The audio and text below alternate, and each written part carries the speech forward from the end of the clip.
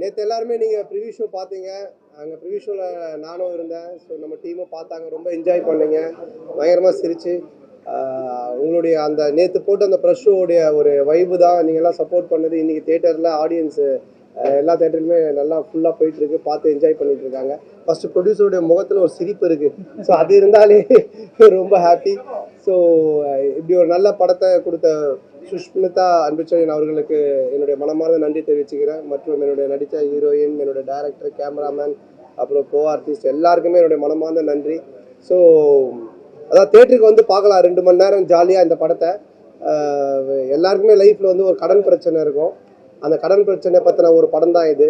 அதான் நேற்றே நான் சொன்னேன், கடன் வாங்கக்கூடாது அப்படின்ற ஒரு கதையில் வாங்கின கடனுக்காக நான் நடிச்சிருக்கிறேன் அப்படின்னு சொல்லிட்டு.